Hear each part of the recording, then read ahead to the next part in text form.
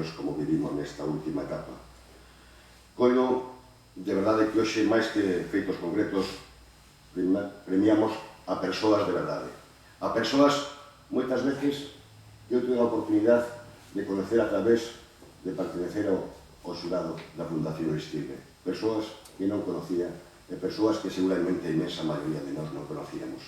Independientemente do traballo glorioso, que se pode decir desta maneira, que estaban a realizar.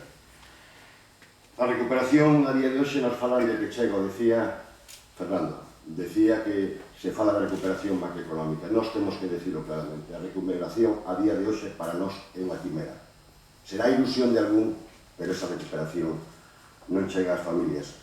Non vou dar ningún dato oficial. Simplemente, se collemos o último informe de Cáritas, que se supón que non é sospeitoso para nadie, dice sobre a pobreza, o que concluye é que se está empobrecendo a día de hoxe a pobreza, e que os que máis sufriron a crisis son os que menos se están beneficiando desa recuperación macroeconómica da que nos enchen todos os días os periódicos. Cando atravesábamos ese largo deserto da crisis económica e se nos explicaban esas injustas políticas de austeridade e de recorte, nos animaban que aguantáramos coa promesa da leite, da mel, da terra prometida. Iba a chegar a recuperación.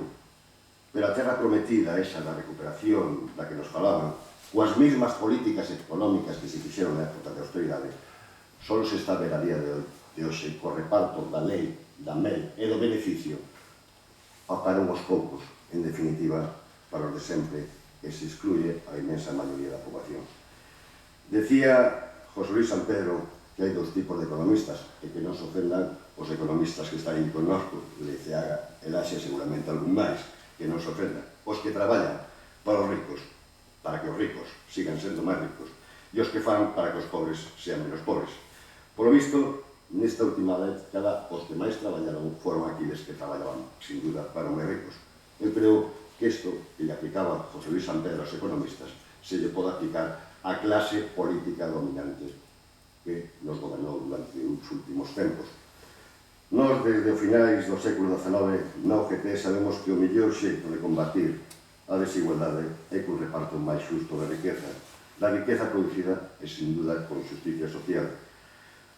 Tiveron que pasar dúas guerras mundiales para que Europa sentara as bases dunha Europa social que hoxe está en peligro. Hubo un pacto entre capital e traballo e se creceu un maior espacio de progreso e liberdade no mundo. Hoxe pensamos que eso está en perigo. O neoliberalismo que se viu como pensamento dominante tras a caída do muro de Berlín atopou, sin duda, na crisis financiera de 2008 unha boa disculpa para aplicar as mal chamadas reformas estruturais desreguladoras do pensamento dominante. Neste novo ciclo económico encontra unha relación casual entre o efecto da saída da crisis e a causa as políticas de austeridade. Polo que para o pensamento dominante podemos cambiar de políticos, pero non de políticas. Iso que nos están dicindo todos os días. Temos un exemplo moi concreto no caso de Francia. Nas eleccións presidenciales, os franceses escolleron entre o malo e o pior, entre a ultradireita e a direita liberal. Iso puderon escoller os electores franceses, o que provocou, como ben saben vostedes, unha tremenda abstención logo nas eleccións legislativas. En definitiva, e remato, para a UGT, aunque nos dixéramos onde estaban o movimento sindical da crisis, vamos seguir aí. E na crisis estuvemos aí.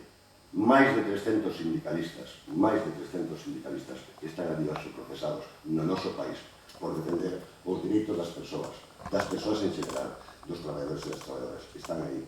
E aí estuvo o sindicato e aí vai seguir estando o sindicato. Eu remato dándolle de novo os parabéns, de verdade, a todos os premiados. Agradecerlle, sin duda, o traballo que veñen a realizar. En algúns casos, un traballo que conocemos todos, en outros casos, un traballo anónimo, pero para nós, que sepan que recollen os valores da Unión Xeral de Traballadores.